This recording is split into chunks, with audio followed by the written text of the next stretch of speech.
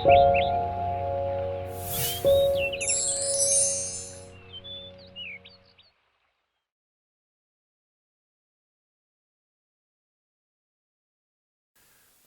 홍해를 건넌 이스라엘 백성들이 계속해서 동남쪽으로 행진해 가고 있습니다. 원래 가려고 하는 목적지는 가나안 땅이죠. 그거는 동북쪽으로 방위가 그렇게 되어 있는데 동남쪽으로 가고 있어요. 왜 그러냐 하면 시내산, 이 남쪽에 있는 시내산에 들러서 거기를 거쳐서 가고자 해서입니다. 하나님께서 시내산에서 이 이스라엘 백성들을 만나셔서 하나님은 이들의 하나님이 되시고 이들은 하나님의 백성이 되는 그 언약을 맺게 하시고자 해서 지금 시내산으로 가고 있습니다. 이스라엘 백성의 지금 이 행진은 그러니까 하나님과 더욱 하나 되어가는 그런 믿음의 여정이다, 이렇게 말할 수 있습니다. 오늘 우리가 읽은 본문 말씀은 그 여정 중에 르비딤이라는 곳에 이르렀을 때의 일입니다. 그때 아말렉, 우리 17장 8절 말씀을 보시면 그때 아말렉이 와서 이스라엘과 르비딤에서 싸우니라. 아말렉이라고 하는 민족이 나타나서 이스라엘을 갑자기 공격합니다. 여러분, 지금 이 갑자기 나타나서 이스라엘을 공격하는 아말렉이 누구인가요? 이스라엘 백성들은 야곱의 후손들이죠. 아말렉은 에서의 후손들입니다. 에서와 야곱은 한 아버지 이삭의 두 형제였습니다. 그러니까 아말렉과 이스라엘은 같은 피가 흐르는 혈족이라고 할 수 있는 거예요. 그런데 아말렉이 광야로 나온 이스라엘을 제일 먼저 공격합니다. 그것도 8절 말씀을 보면 아말렉이 와서라고 했습니다. 아말렉이 거주하고 있는 것과 크게 관계도 없는데 와서 공격을 하는 거예요. 그 방법도 아주 비열합니다. 우리 신명기 25장 18절 말씀을 보면 그들이 너를 길에서 만나 내가 피곤할 때 내 뒤에 떨어진 약한 자들을 쳤고 했습니다. 내 뒤에 떨어진 약한 자들을 쳤고. 지금 이 행진을 해가는 대열에서 누가 그 행진 뒤에 처지나요? 어린아이들이 처지고 그 어린아이들을 보호하는 부녀자들이 처집니다. 또는 임산부, 노약자 또는 장애인, 이런 사람들이 그 행진의 뒤를 이루지 않습니까? 그런데 거기를 와서 공격을 한 거예요. 지금 이제까지와는 완전히 또 다른 그러한 심각한 상황이 벌어졌습니다. 이 도전을 어떻게 이겨나가는가, 이스라엘 백성들은. 그것을 먼저 보기 전에 우리 지금 이 르비딤까지의 여정을 놓고 한 가지를 좀 정리하겠습니다. 르비딤에 이르기 전까지의 이 문제들을 보면 마실 물이 없었던 것이 있었죠. 그래서 물을 막 찾아서 만났는데 그 물이 너무 써서 마시지 못하는 일이 있었습니다. 마라의 쓴물이에요. 또 양식이 떨어졌던 그런 문제들이 있습니다. 이런 문제들을 가만히 보면 공통점이 있습니다. 공통점은 모두 이스라엘 내부에서 생겨났다는 거예요. 이스라엘 내부의 문제로. 그런데 이번에는 외부의 적이 나타난 것이죠. 지금 방해가 내적인 차원에서 있다가 또 이제 외적인 차원에서 이렇게 있는 겁니다. 이후의 여정을 우리가 다 한번 떠올려 보더라도 금송아지를 만드는 그런 내부에서의 방해가 또 일어나고 그것을 이겨내면 다시 에돔, 모압 이런 이방민족이 공격하는 외부의 방해가 또 생겨납니다. 문제가 내적, 외적 차원에서 계속 반복되는 거예요. 자, 우리가 출애굽기 말씀을 보면서 이런 것을 잘 보고 눈에 잘 익혀두면 우리가 이것으로서 영적인 안목을 길러갈 수가 있습니다. 이 영적인 안목을 잘 기른 것으로서 다른 것들, 우리의 삶의 자리나 우리에게 일어나는 일들도 분별해 갈 수 있는 것이죠. 뒤에 한 가지 사건을 더 보면 지금 이 출애굽 때로부터 한참 뒤에 먼 훗날에 사도행전의 역사를 한번 떠올려 보십시오, 여러분. 사도행전은 죄에서 종로로 타는 존재들이 구원받는 백성으로 바뀌는, 그러니까 지금 출애굽기에서 보여주고 있는 이 믿음의 여정, 본질에 있어서는 이것과 동일한 여정이 거기에 전개되고 있습니다. 사도행전을 보면요, 2장 3장에 보면 성령이 강림하시며 교회가 시작이 됩니다. 놀라운 역사가 일어나요. 서로 유무상통, 막 다 네 것 내 것이 없이 사랑하면서 그렇게 교회가 생겨납니다. 그 교회를 통해서 사람들은 하나님께로 돌아오고 복된 삶을 살게 되는 거죠. 그러자 이 믿음의 여정이 시작되자 2장 3장에서 그렇게 되자 4장에서 바로 나오는 사건이 뭡니까? 복음을 전하지 말라라고 하면서 공회가 외부에서 협박을 하는 겁니다. 그러자 그걸 이겨냈어요. 그 협박을. 그러자 이번에는 4장 다음에 5장에는 어떤 사건이 일어나냐. 아나니아와 삽비라가 거짓된 돈으로써 교회의 거룩함을 무너뜨리려고 하는 내부의 방해가 생겨납니다. 자, 교회가 세워지려고 하는데 왜 자꾸 이런 방해가 생기는가? 지금 이스라엘 백성의 믿음의 여정도 그렇고 교회의 믿음의 여정도 그렇고 왜 자꾸 이런 일이 생겨나는가? 이 출애굽기를 통해서 우리가 영적 안목을 잘 길러놓고 이 감각을 익혀놓으면요, 이런 일이 발생했을 때 크게 당황하지 않게 됩니다. 아나니아와 삽비라 그 사건에요, 교회가 같이 거기에 휘말려들지 않고 잘 위기를 넘겼어요. 그러자 그 5장 후반부에 가면 어떤 일이 일어나나? 이번에는 그걸 잘 넘기자 성전 제사장들과 사두개인들이 사도들을 아예 잡아다가 옥에 집어넣는 일이 생깁니다. 외적 공격이 또 일어난 거죠. 이것도 또한 이겨냈습니다. 이 사도행전은 특히 재밌습니다. 이 방해가요, 외적인 공격, 내적인 공격, 외적, 내적, 외적, 내적, 이게 아주 규칙적으로 이루어져요. 지금 성전 제사장들과 사두개인들을 통해서 사두개인들이 사도들을 옥에 집어넣는 외적인 방해가 일어났죠. 이걸 기도하면서 잘 이겨냈어요. 그 다음에는 어떤 내적, 외적, 어느 차례가 되나요? 어느 차례가 되나요? 내적 차례가 되죠. 정확히 내적 차례가 됩니다. 그러자 이번에는 6장에서 헬라파 과부들이 그 구제에서 소외돼서 원망하는 그런 일이 생겨납니다. 그걸 또한 교회가 기도하면서 7 집사를 세워서 잘 또 이겨냈습니다. 그러자 그 다음엔 어디 차례인가요? 다시 외적 차례죠. 그러자 이번에는 스데반을 돌로 쳐서 죽이는 그러한 방해가 일어납니다. 자, 우리가 지금 르비딤까지의 이 출애굽 여정을 보고 이 아말렉의 공격을 보고 또 사도행전의 교회의 역사를 아울러서 보면서 정리해야 될 것은 무엇이냐 하면, 믿음의 여정에는, 믿음으로 살아가는 자의 그 삶의 여정에는 내부, 외부의 방해가 계속된다라는 거예요. 계속된다라는 거. 이 방해가, 이게 어느 하나 만만한 게 없습니다, 여러분. 만만한 게 없어요. 지금 물이 떨어졌다, 양식이 다 떨어져, 얼마 이제 못 간다라는 것이 얼마나 큰 문제입니까? 이게 죽게 생긴 거잖아요. 죽게 생긴 게 뭡니까? 르비딤에서는 아말렉이 지금 뒤를 쳐서 공격하고 있어요. 지금 죽게 생겼습니다. 얼마가 안 돼. 양식이 떨어지면 죽는 게 아니라 지금 죽게 생겼어요. 지금 죽게 생긴 게 뭡니까? 스데반은 그 자리에서 죽고 있어요.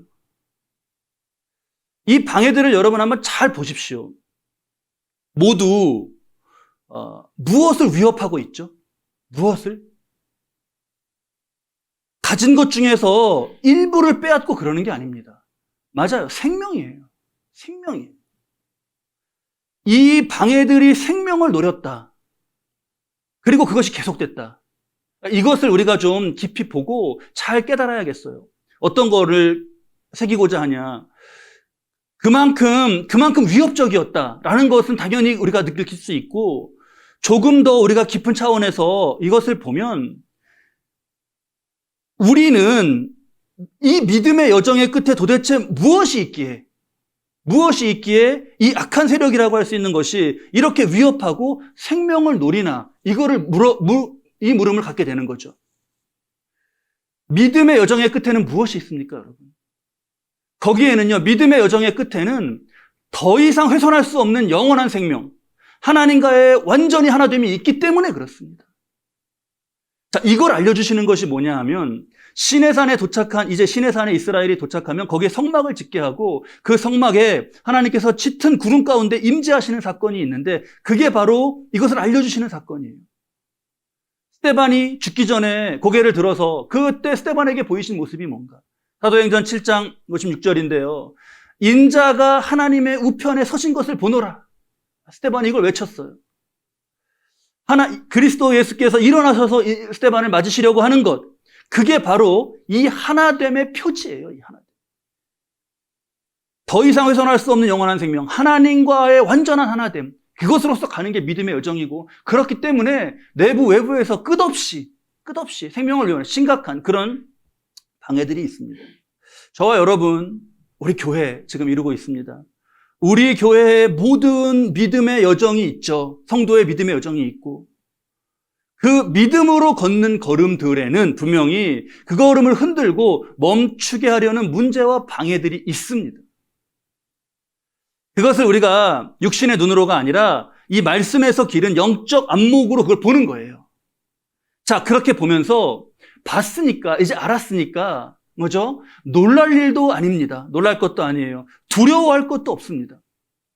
우리가 걷는 것이 믿음의 여정인 한, 하나님과 하나됨, 영생으로 가는 걸음인 한, 그것들은 있을 거예요, 계속. 자, 여기서 잘 있다라는 것을 정리하시고, 첫 번째로 한 가지 정리하고자 하는 게, 그러면 믿음의 여정의 문제와 방해들이 내게 지금 그러한 믿음의 여정의 걸음의 문제와 방해가 있다라는 것은 내가 잘 가고 있다라고 하는 것에 반증이 되는 거죠. 내가 잘 가고 있다. 오히려 그게 없으면 내가 잘못된 길에 들어선 것이 아닌가? 이렇게 되돌아봐야 됩니다. 지금 애굽으로 돌아가 버리면요. 애굽으로 그냥 들어가면 노예가 되고 그러면 물 같은 거 그런 걱정하지 않아도 됩니다. 아말렉이 쳐들어오고 그럴 일도 없습니다. 공격 안 하죠. 지금 이스라엘 백성을 그것도 한 피가 흐르는 혈족이 뒤에서 비겁하게 공격했다라고 하는 이 르비딤에서의 아말렉 공격 사건은 어떤 의미냐 깊은 곳에서 그만큼 이스라엘이 이전에 내적 방해들을 잘 이겨내고 앞으로 잘 가고 있다는 반증인 거예요. 물이 없는 문제, 양식이 없는 문제, 이러한 심각한 문제들마저도 잘 하나님의 은혜로 넘어가니 약의 세력은 이제 급한 겁니다. 그래서 이 지금 아말렉이 이렇게 비겁한 모습으로 신적임에도 불구하고 이렇게 등장을 하는 거예요. 자, 첫 번째 잘 정리하셨죠? 믿음의 여정의 문제와 방해를 만나는 건 잘 가고 있다는 반증이라는 거예요. 그러면 아말렉을 어떻게 이겨가고 있는가? 우리 9절 말씀을 보면요. 모세가 여호수아에게 이르되 우리를 위하여 사람을 택하여 나가서 아말렉과 싸우라. 내가 내일 하나님의 지팡이를 손에 잡고 산 꼭대기에 서리라 했습니다. 여호수아에게 전쟁에 나갈 수 있는 이들을 택해서 나가라는 것이죠. 이건 당연한 대책입니다. 그렇죠? 다음이 좀 이상해요. 자신은 내일 산 꼭대기로 올라가겠다는 겁니다. 그 다음날 모세를 보면 산 꼭대기에서 손을 들고 기도하고 있어요. 이게 무슨 의미인가? 그러니까 간단하게 명쾌하게 보이지 않습니까? 싸움과 기도를 병행하겠다는 것이죠. 싸움과 기도를 병행하겠다는 것이요. 여호와에게 싸움을 맡기고 모세는 기도를 맡습니다. 우리가 거듭 새겨요. 아주 거듭 새기고 있습니다. 사람이 행해야 할 일은 마땅히 행하고 또 하나님의 도움을 구할 일은 마땅히 그렇게 구하는 것이죠. 여러분, 우리 홍해를 건너는 사건을 볼 때 그때 그 사건을 설교를 했는데 홍해를 그때 설교 제목이 뭔지 혹시 기억하셔요? 네? 기도? 바퀴가 나오는 거였는데 사륜구동 맞았어요. 사륜구동으로 홍해를 건넌다 했습니다. 그 설교 제가 드릴 때 여러분 기억나실 거예요. 그 루터의 말을 소개해 드렸죠. 기도할 때는 모든 것이 하나님께 달린 것처럼 간절히 기도해라. 그리고 일할 때는 모든 것이 당신에게 달린 것처럼 힘써 일해라 였습니다. 이후로 여러분 지금 홍해 건넌 후로도 계속 지금 이 주제가 반복되는 거 느끼시죠? 제가 같은 말을 반복하는 게 아니라 홍해, 마라의 쓴물, 그 다음에 만나, 그리고 지금 아말렉까지의 싸움에 이르기까지 계속 이 주제가 말씀 속에서 반복되고 있어요. 아말렉이 뒤에서 대열의 뒤를 지금 쳤다. 다 지금 그로 뛰어가자. 그거 아닙니다. 또 전부 산에 올라가서 기도하자. 그것도 아니에요. 가끔 보면 사람이 해야 할 일을 하지 않고 기도만 하는 모습을 보죠. 그 결과가 좋지 않으면 그걸 시험에 둡니다. 그런데 말씀은요, 우리에게 어떻게 해야 될까를 분명하게 제시하고 있어요. 지난주 말씀도 여러분 한번 아울러서 떠올려 보셔요. 죽은 나사로를 살리시는 거는 누가 하시는 일인가요? 주님이 하시는 일이죠. 그런데 주님은 그 무덤의 돌을 치우라고 하셨어요. 그걸 가서 치우는 거는 사람이 하는 일입니다. 우리 한 곳 말씀으로 더 좀 이걸 깊이 새기시면 우리 누가복음 5장 말씀을 보면 베드로가 밤새 고기를 잡으려고 했었어요. 그런데 하나도 잡은 것이 없이 헛수고만 했습니다. 그때 누가복음 5장 4절에서 예수님이 베드로에게 뭐라 그러시나요? 우리 함께 이 말씀 읽으시죠. 말씀을 마치시고 시몬에게 이르시되 깊은 데로 가서 그물을 내려 고기를 잡으라. 어떻게 하죠, 베드로가?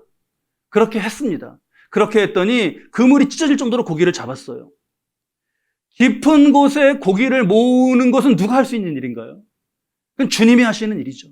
그런데 거기에 그물을 던져 내려는 것은 사람이 해야 되는 일입니다. 이걸 우리가 잘 봐야겠어요. 지금 그 전에 앞에 말씀을 보면요. 2절 말씀을 보면, 누가복음 5장 2절 말씀을 보면 함께 우리 읽으실까요?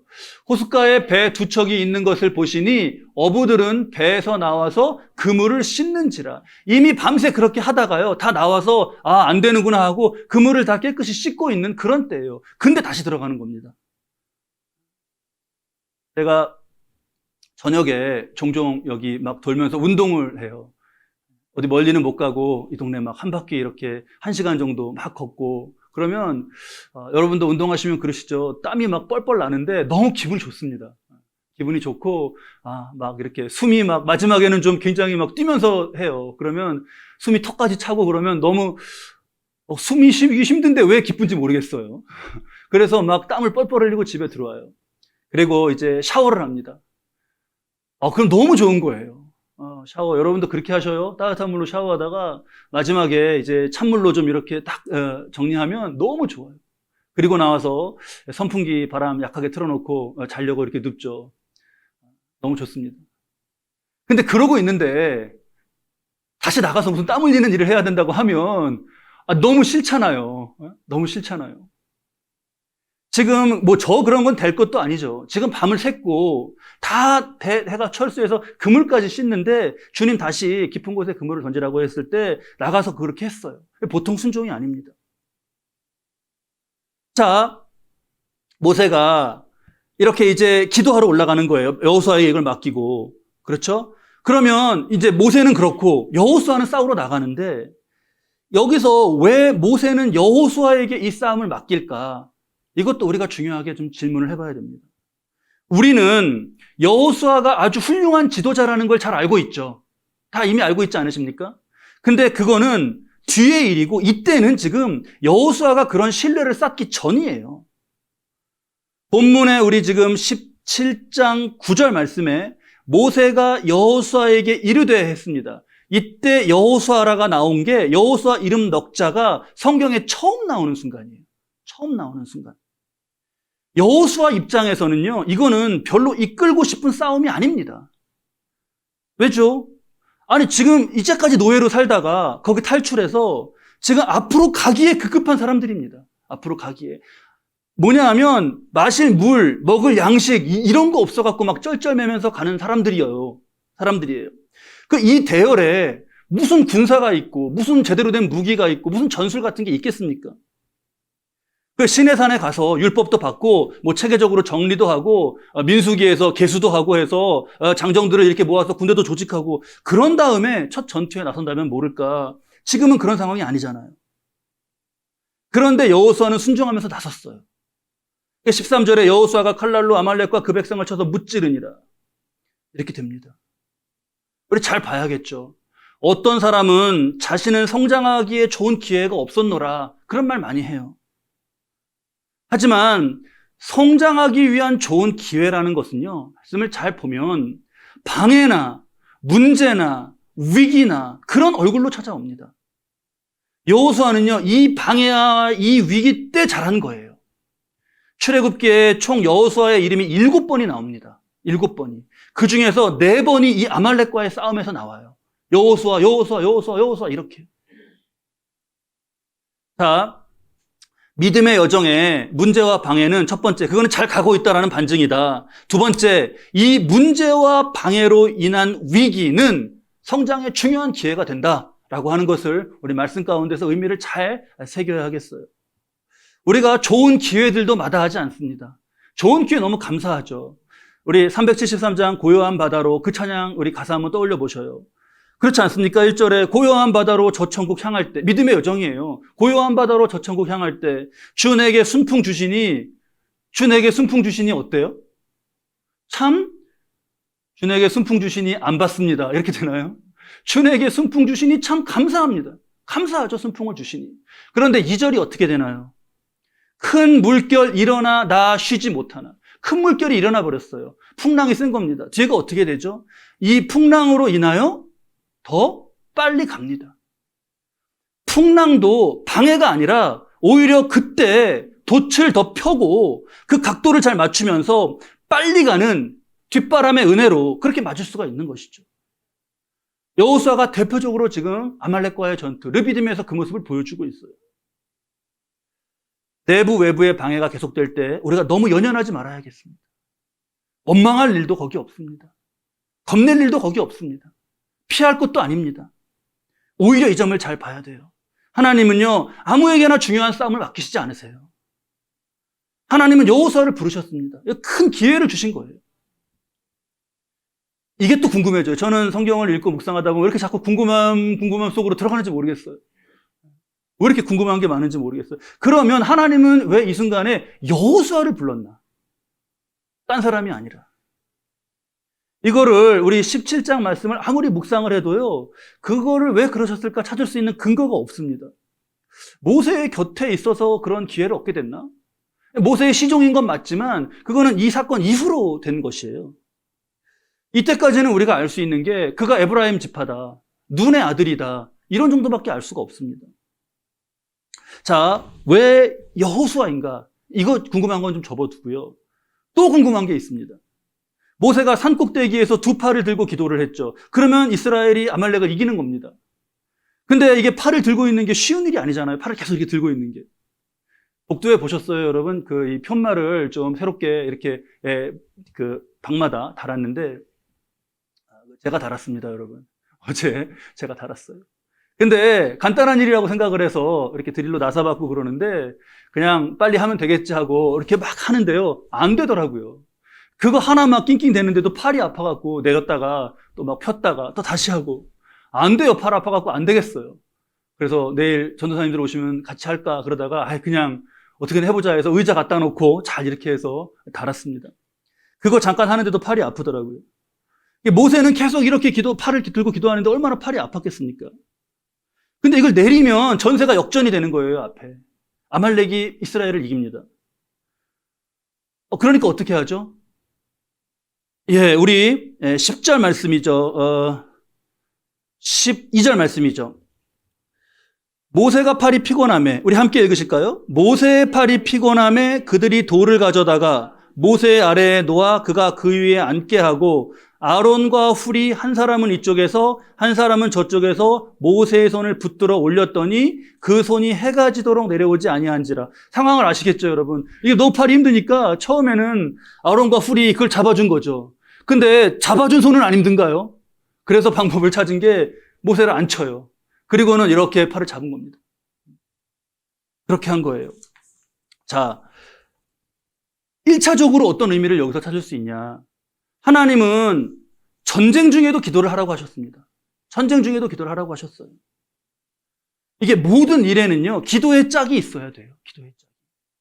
우리 지금 얼마 전부터 교회 중보기도 하죠. 예배, 성도 위한 중보기도 하고, 금요일에 새벽 예배 후에 중보기도 하고, 매월 첫 번째 날 새벽 예배 드릴 때 또 축복하는 축복 중보기도 합니다. 기도를 어떻게 하냐, 방식이 뭐냐, 각 사람의 스타일이 어떠냐, 그런 것은 모두 2차적인 문제예요. 가장 중요한 건 기도를 하는 겁니다. 전쟁 중에도 기도를 하라시는 거예요. 아니죠. 전쟁 중에도가 아니죠. 더 심각하고 중요한 일일수록 기도의 뒷받침이 있어야 되는 거죠. 자, 그런 의미를 새기고, 그런데 생각해보면 모세가 팔을 들고 있을 때만 기도하는 거고 팔을 내리면 기도를 안 하는 건가요? 우리 기도할 때 이렇게 무릎에다가 손 내리고 기도하지, 다 팔 들고 기도하는 게 아니라 이렇게 내리고 기도하지 않습니까? 그런데 하나님은 왜 이렇게 손을 들고 기도를 하게 하셨을까? 왜 여호수아를 가게 하셨을까? 왜 모세의 팔을 들고 기도를 하게 하셨을까? 자, 이 문제를요, 풀어갈 수 있는 말씀이 그게 오늘 17장 14절과 16절 말씀입니다. 우리 14절 말씀 함께 읽으실까요? 여호와께서 모세에게 이르시되 이것을 책에 기록하여 기념하게 하고 여호수아의 귀에 외워 들리라. 내가 아말렉을 없이 하여 천하에서 기억도 못하게 하리라. 16절 말씀도 이어서 읽으시죠. 이르되 여호와께서 맹세하시기를 여호와가 아말렉과 더불어 대대로 싸우리라 하셨다 하였더라. 지금 이 싸움은요, 말씀을 잘 보면 하나님이 직접 아말렉을 무찌르시기로 작정을 하신 싸움이에요. 말씀에서 그걸 볼 수 있습니다. 싸우시는 분이 하나님이시라는 걸요, 아주 직접 드러내세요. 싸우는 것이 하나님이시다. 그러면 모세는 기도하면 되는 거고요, 여호수아는 그냥 나가서 싸우면 되는 거예요. 그렇지 않습니까? 잘 이 점을 묵상해 보면 이거는 이기고 뭐 이러는, 나가서 그렇게 하는 거 실력 전에, 그 실력 전에 중요한 무언가가 있어야 되는 겁니다. 출애굽 이후에, 이 이후의 모든 과정을 묵상하는 가운데 모세와 여호수아가 딱 공통되게 있는 거, 그것을 말씀 중에서 발견했어요. 너무 귀한 겁니다. 우리 그 말씀 기억하시죠? 하나님이 선지자가 있으면 내가 환상이나 꿈으로 그에게 말을 한다. 그런데 모세에게는 내가 직접 말한다. 그 말씀하신 거 기억나시죠? 그 말씀, 그 민수기, 그 뒤에 이어지는 말씀, 민수기 12장 7절 말씀 한번 보시죠. 우리 함께 읽겠습니다. 내 종 모세와는 그렇지 아니하니 그는 내 온 집에 충성함이라. 자, 이 말씀 기억하시고요. 여호수아는 훗날에 자기가 정탐했던 사건이나 이런 거를 회상하면서 이렇게 고백해요. 여호수아서 14장 8절 말씀입니다. 함께 우리 8절 9절 말씀 이어서 읽으시죠. 나와 함께 올라갔던 내 형제들은 백성의 간담을 높게 하였으나 나는 내 하나님 여호와께 충성하였으므로 그날에 모세가 맹세하여 이르되 내가 내 하나님 여호와께 충성하였은즉, 여기까지 보면 모세와 여호수아 두 삶에서 부각돼서 공통된 그것이 무엇이죠? 네, 충성이에요. 충성이에요. 자, 믿음의 여정에는 문제와 방해가 있다. 첫째, 그 잘 가고 있는 반증이다. 둘째, 이 문제와 방해로 인한 위기는 성장의 중요한 기회가 된다. 그리고 셋째로 정리합니다. 마지막 셋째예요. 하나님은요, 충성되다 여기시는 이에게 중요한 기회를 주시고 그를 승리에 참여케 하시는 거예요. 모세가 두 손을 들고 기도한 거, 이 기도라는 점에서 중요합니다. 또 산 아래에서 병사들이 산 위에 모세를 보고 기도하는구나, 하나님이 우리와 함께 하시는구나, 그걸 보여준다는 차원의 의미도 중요해요. 그러한 의미들을 나눕니다. 그런데 그러면서 더 중요한 것이 이 자체가 이렇게 기도를 하시며 승리를 이루시는 하나님께 대한 충성을 하고 있는 자세라는 거예요. 여호수아도 이스라엘 백성의 준비 됐냐 안 됐냐 그런 걸 따지지 않고 자신의 유불리를 따지지 않고 나선 그 충성이 빛나는 겁니다.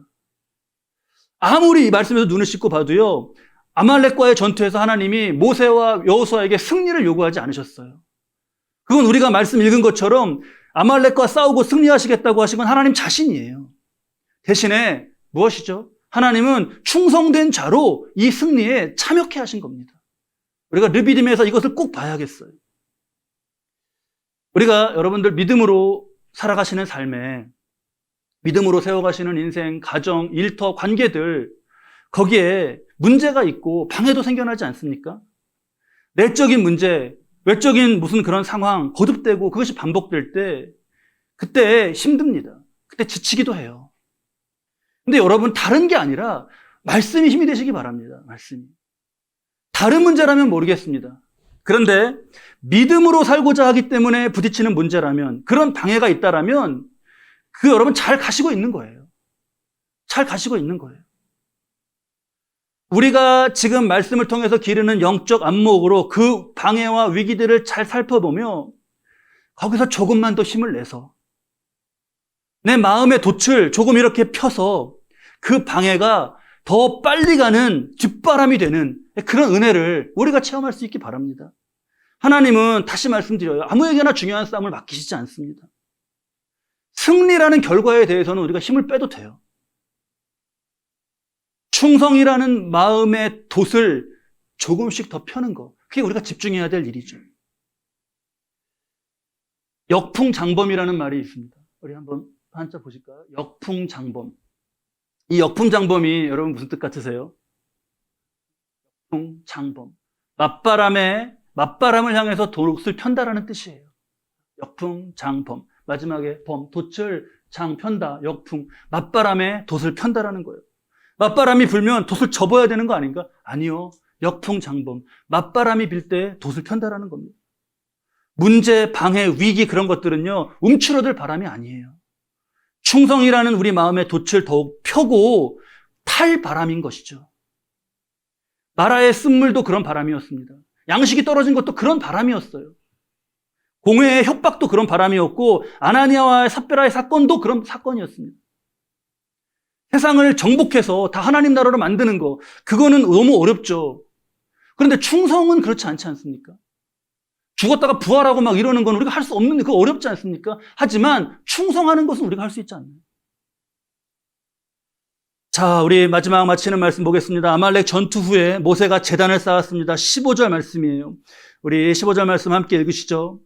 모세가 제단을 쌓고 그 이름을 여호와 니시라 하고, 여호와 니시 깃발이라는 뜻입니다. 여호와는 나의 깃발이라는 뜻이에요. 그 제단 이름을 여호와는 나의 깃발이다 이렇게 졌어요. 왜냐? 깃발은 전투에서 굉장히 중요했습니다. 상대에게 깃발을 뺏기거나 깃발이 꺾이는 것은 그거는 곧 패배를 의미하고 상대의 깃발을 그렇게 하는 것은 승리를 의미하기 때문이에요. 여호와 니시, 여호와가 나의 깃발이다.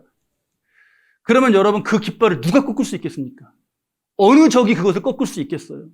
누가 하나님을 이길 수 있습니까? 자, 우리가 오늘 말씀 주신 것 잘 새기면서 충성이라는 것으로서 믿음의 돛을 펴고, 믿음의 돛을 펴고, 거기에 그 삶에 하나님께서 승리의 깃발을 꽂으시는 그런 복된 삶 저 여러분 되시기 바랍니다.